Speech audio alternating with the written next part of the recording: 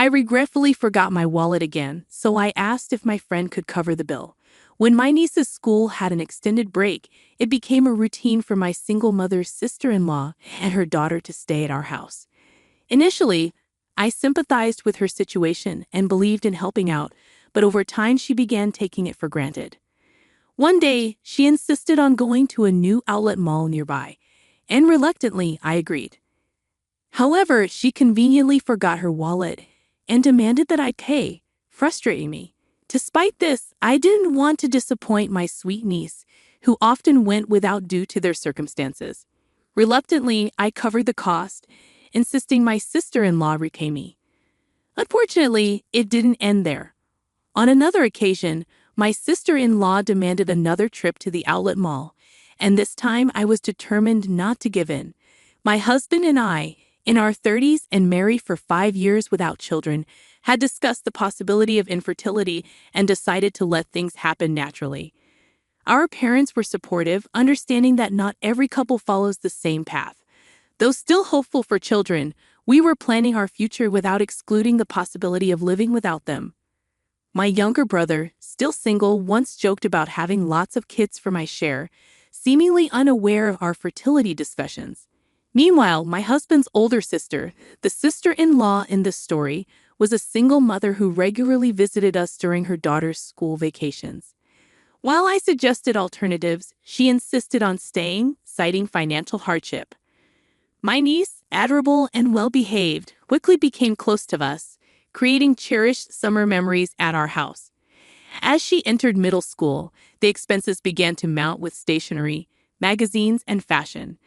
Despite not wanting to interfere, my husband and I decided to give a generous middle school entrance gift. Touched by the thoughtful thank you letter, we looked forward to enjoying our separate vacations due to his work commitments. However, after Marine Day, my sister-in-law and niece unexpectedly arrived, announcing their month-long stay, reminiscent of previous years. I reminded her of our agreement to end these extended stays, but she brushed it off, saying, "I'll just stay in the room." Entering the room confidently, my sister-in-law remarked, "I've used every year," while my niece hesitated. Urged by her mother, my niece hurriedly brought their luggage, apologizing to me before casually settling in. My sister-in-law suggested a visit to a new nearby outlet mall, controlling the air conditioner and changing settings as she made herself comfortable, expressing delight and not worrying about saving electricity while sipping on a chilled beer my husband had prepared.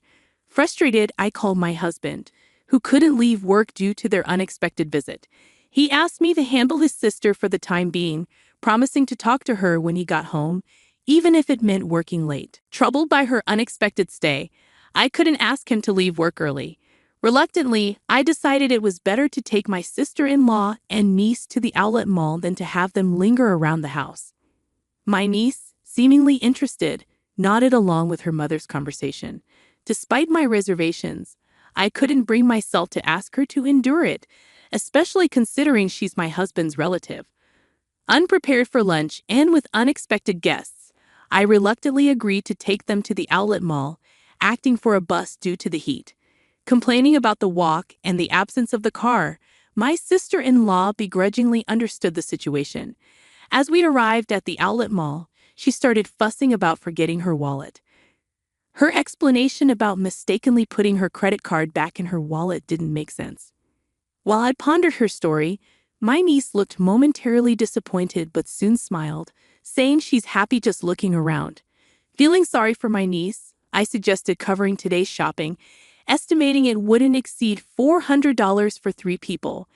However, my sister-in-law seemed most delighted, eyeing expensive items from famous brands. I ended up playing the role of her wallet, using my credit card since I didn't have enough cash, demanding repayment as soon as we got home. My sister-in-law claimed she couldn't do it right away, citing a lack of cash and a forgotten bank card. When I suggested using her credit card's cash advance, she claimed her credit cards had expired, blaming a mix-up with a new one. I pressed her for proof, incredulous that she had allowed her cards to expire 3 months ago. She explained that she had panicked and switched wallets when her old one broke, making an honest mistake. She didn't want her in-laws to know about her financial struggles, having already burdened them with the divorce. I found it challenging to be too harsh with my sister-in-law, especially since she promised to repay me. Once back at her house, during that summer, she stayed with us for about a month, while my niece eagerly helped with housework and expressed interest in cooking. My sister-in-law assumed a more demanding mother-in-law-like role, questioning the delay in lunch and criticizing our approach to saving electricity. My sister-in-law never contributed to housework and complained twice as much as anyone else. With her and my niece's presence, daily chores expanded to doing laundry for 4 people. When I mentioned the no air conditioning rule, complaints tripled. Frustrated, I asked my sister-in-law for help in hanging the laundry, but she dismissed it, insisting that being in the sun affected her skin and demanding an expensive sunscreen brand. After a month of enduring this, my sister-in-law finally left with my niece. However, when I asked her to repay the money she owed, she refused, claiming she couldn't do it before payday. Persistent in my demands, I eventually sent a certified letter as proof. When my niece discovered her mother hadn't repaid the money, she revealed that her mother had been receiving financial support from her ex-in-laws since the divorce. My niece promised to take responsibility and repay me from the financial support her mother received. She also expressed concern about her mother's increasingly sloppy lifestyle, embarrassing her. This situation fueled my anger towards my carefree sister-in-law, with my niece approaching high school and college expenses looming. I felt compelled to teach my sister-in-law a lesson. Taking advantage of the school break, my sister-in-law and niece stayed with us again. Immediately upon arrival, my sister-in-law demanded a trip to the outlet mall, claiming she needed winter clothes. Sensing a potential repeat of her carelessness, I had already contacted some allies. After about 2 hours of shopping, my sister-in-law called, admitting she forgot her wallet and requested I cover the cost. Half of me thought it was typical, while the other half was exasperated. Claiming that my niece wasn't feeling well and we had already gone home, I declined to cover her expenses, infuriated by her carelessness regarding her daughter. I emphasized that all she had to do was admit she didn't have enough money and return the items. Why did I have to cover the expenses for her shopping? Regardless, I needed to proceed with my plan. I informed her that I would be back soon after dropping my niece off at home. She questioned the time frame, and I mentioned I had just reached a new nearby bus stop, indicating it would take another hour using public transportation. Surprisingly, she accepted this without demanding a taxi, making me suspicious that she might be up to something. An hour later, I arrived at the designated store with my collaborators. My sister-in-law was there, arms full of clothes and bags, instructing the staff to add more items. It seemed she planned to shop even more while awaiting my return. When I greeted her with an apology for the delay, she was surprised to see familiar faces beside me. Alongside me stood my husband, who was supposed to be at work, and then my father-in-law appeared, changing my sister-in-law's expression from surprise to confusion. She stammered, questioning why my husband was there. In truth, I had informed him about her failure to repay the money, and he was aware of everything that had transpired. He had agreed with my plan and was actually at home on a day off, hiding in the bedroom when my sister-in-law arrived. I had followed our plan and told her he was at work, and she believed me without checking. After hearing the story from my niece, my husband agreed that we should inform his parents. We reported everything, including her extended stay and refusal to repay the money. When I explained our plan for the day to my in-laws, they were furious, saying it was outrageous. After separating from my sister-in-law at the mall, I immediately contacted them. My husband had driven ahead and waited for us. My niece and I left my sister-in-law and went to the parking lot, where my husband was waiting to drive us to a hotel to meet my in-laws. They had planned to go on a short trip to a rural area, but they prioritized our situation over their trip and waited at the hotel. I felt bad that their plans were ruined, but they insisted on dealing with my sister-in-law's antics first. As planned, we left my niece with my mother-in-law at the hotel and returned to the outlet mall. When we confronted her, my sister-in-law furiously accused me of being cheeky for someone who was just a wallet to her. However, my husband and father-in-law took away all the clothes and bags she was holding. My husband retorted, "What are you doing? Don't return my clothes. They're not yours if you're not paying for them." My sister-in-law hesitated for a moment as my father-in-law returned the items to the store staff. My husband then dragged her out, and as he pulled her arm, she screamed, "It hurts. Let me go. Someone help, he's attacking me." Realizing she couldn't overpower him, she started accusing my husband of being a villain. My father-in-law, who had returned from explaining to the store, pulled out something from his jacket pocket. He was, in fact, a police officer. "I just happened to witness the incident," he explained, and everyone around us stopped listening to my sister-in-law's complaints. They pushed her into my husband's car parked in the lot. After reporting her actions to my in-laws, my father-in-law immediately checked her bank account. My niece knew where the passbook was, so they checked at my sister-in-law's house while she was away. The in-laws had been providing her with a monthly stipend, believing her claim of wanting to save the divorce settlement money for my niece's future. However, the entire amount was withdrawn on the day it was deposited, leaving a zero balance. The account in my niece's name, supposed to contain the divorce settlement, was almost empty because my sister-in-law didn't receive alimony due to her fault in the divorce. She also withdrew the child support from her ex-husband immediately after it was deposited. Furthermore, she confessed to not working despite telling her parents she was. She spent her days leisurely using the support money and child support. The divorce settlement money she claimed to save for my niece was spent on her lifestyle. When it ran out, she planned to make me buy designer goods and sell them for cash. She even boasted about how well-known tag outlet items sold. My father-in-law hung his head in shame and apologized to us. Despite feeling sorry for my father-in-law, I showed them a video as evidence. It captured my sister-in-law red-handed. Whenever she and her daughter stayed with us, my husband's and my belongings mysteriously disappeared.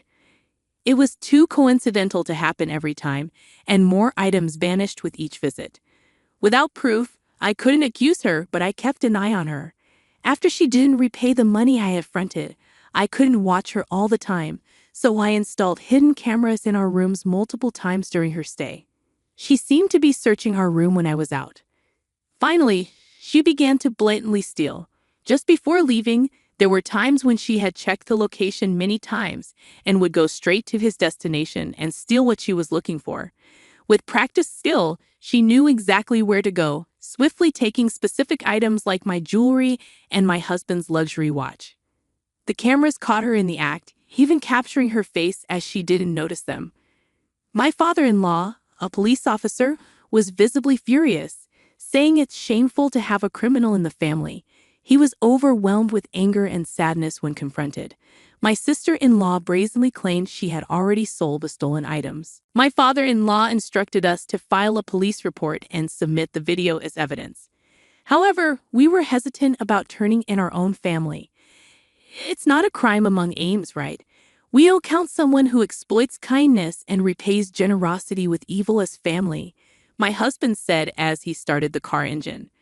My sister-in-law asked, "Where are you taking me?" My father-in-law answered, "To the police, obviously." She screamed as if it was the end of the world, begging us for mercy.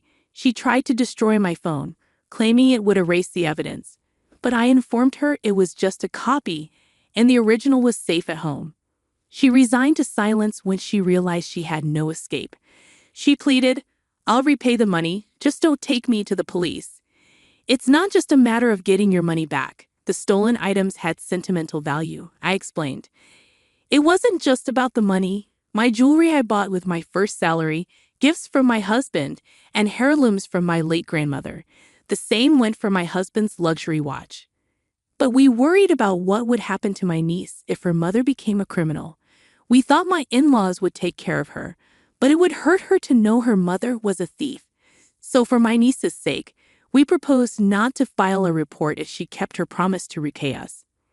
My father-in-law agreed to ensure she kept this promise. She had to repay a set amount each month earned through her own labor. If she failed, we would immediately file a report. I told him that I had recorded the entire conversation as suggested by my father-in-law for evidence. My sister-in-law had no way to deny or forget what was said. She had no choice but to hang her head in the face of the reality that, "I don't know, I didn't say it, I forgot," was no longer valid. Later, she was taken back to her parents' house by my father-in-law. We received an apology from my in-laws later. They admitted they had been too lenient due to their love for their granddaughter and their daughter's manipulations. They realized they had spoiled her too much and vowed to re-educate her strictly. My sister-in-law, who had always been pampered, thought it was her due. After getting engaged, she quit her job to become a housewife, even though it was difficult to get a job again after the divorce. My sister-in-law herself confessed that she thought she was only working part-time, but in reality, she wasn't working at all. After her divorce, she didn't even attempt to work, saying she didn't want to be associated with unfashionable older women. My father-in-law, knowing she was too sheltered, arranged for her to work at a company owned by his acquaintance. The owner was strict but fair. She struggled with basic manners and language, and her salary was managed by my mother-in-law, used to repay us. My sister-in-law and her daughter moved out of the house left by her ex-husband and now live under strict supervision with her parents. My niece is becoming a more responsible person, helping her grandparents. She plans to stay with them during the winter break but looks forward to visiting us during the spring break. My husband and I are excited for her next visit. As for my sister-in-law, regardless of any change in her, she is not welcome in our house. We both agree it's best to avoid unpleasant feelings.